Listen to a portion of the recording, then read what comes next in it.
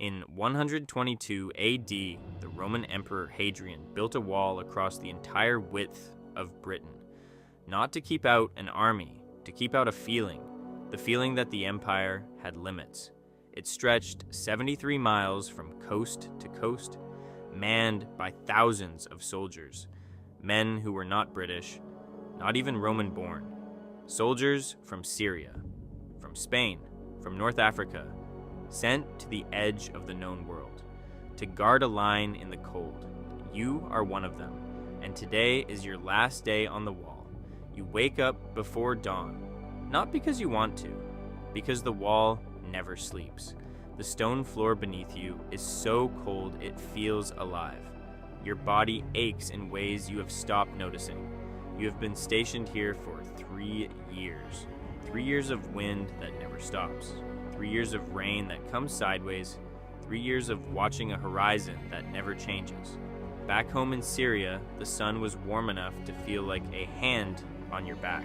Here, even summer feels like an apology. You are 23 years old. You have been a Roman soldier since you were 17. You didn't choose this life exactly, but you didn't refuse it either.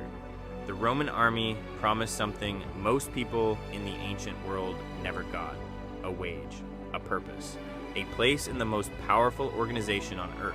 25 years of service and you earn full Roman citizenship, land, a pension, a life after this one. All you have to do is survive. You pull on your armor in the dark. Lorica segmentata, segmented iron plates strapped across your chest. It weighs about 15 kilograms. You have worn it so long you feel naked without it. Your helmet goes on last, cold iron against your temples. You pick up your gladius, your short sword, and hang it at your right hip. Your pilum, your javelin, in your left hand. You are not a man anymore. You are a Roman soldier, and there is a difference. You climb the steps to the top of the wall. The wind hits you like a punishment. To the south, Roman Britain, farms, roads, towns, baths, order. To the north, Caledonia, darkness, forest, mist, the unknown. The people up there, the Picts, never surrendered to Rome, never bowed, never paid taxes, never built a single road. They simply refused. And Rome, for all its power, could never quite figure out what to do about people who simply refused. So they built a wall instead. And put you on top of it? Your watch begins at dawn, 4 hours of standing, scanning the tree line, looking for movement that probably won't come. Most days, nothing happens on the wall. That is the strange truth nobody tells you about being a soldier. It is mostly waiting, waiting dressed as purpose, waiting with armor on. But the waiting is not empty, because your mind fills it. You think about home, about your mother's face, about a girl you knew before all of this, about whether the letters you send ever actually arrive. At midday, you eat bread, hard cheese, olives if you were lucky. The Roman army ran on grain. 80% of a soldier's diet was wheat, turned into bread, porridge, or something close to neither.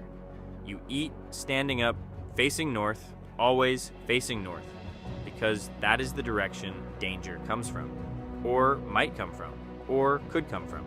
The uncertainty is its own kind of enemy. In the afternoon, you get 2 hours of rest. You don't sleep. You sit with the other men in the barracks. Someone is playing a bone flute. Someone else is gambling with carved dice. Another soldier, a man from North Africa named Hanno, is carving something into the stone wall. His name. Just his name. You have seen this before. Soldiers carving their names into walls, rocks, monuments all across the empire. I was here. I existed. Remember me. 2,000 years later, archaeologists will find those carvings. And they will say the same name out loud that Hanno is carving right now. This is your last day, because tomorrow you rotate south. 3 months at the fort behind the wall. Real beds, hot food, a bathhouse that actually works. You should be happy. You are happy. But standing here at the edge of the known world, something unexpected happens. You don't want to leave. Not because the wall is good, it isn't. Not because the cold is bearable. It never is. But because this place, this brutal, windswept, impossible place has become yours.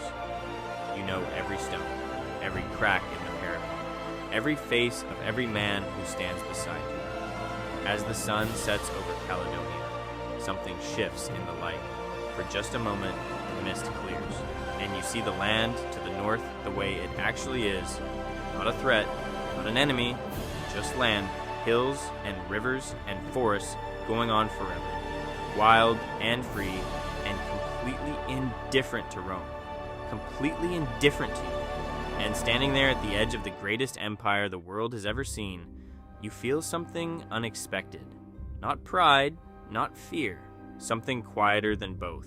Tonight, there will be a fire in the barracks. Someone will produce wine from somewhere. Hanno will finish carving his name. Someone will tell a joke so bad it becomes funny. And you will sit among these men, these strangers from every corner of the earth that Rome ever touched. And you will feel something that has no Latin word for it. But 2,000 years later, people will call it belonging. Tomorrow, you go south. In 22 years, you will finish your service. You will get your citizenship, your land, your pension. You will build a small house somewhere warm. You will tell your children about the wall. They won't fully believe you. Nobody who wasn't there ever does. But tonight you were here, on the edge of the world, wind in your face, stars above Caledonia, your name carved nowhere. But your presence felt everywhere. This is what it meant to be a Roman soldier, not glory, not conquest, just a person, doing an impossible job at the end of the world, and somehow finding a way to call it home. If this story moved you, subscribe to Ancient Pulse, because every week we step inside another ancient world and experience what it truly felt like to be human. We are just getting started.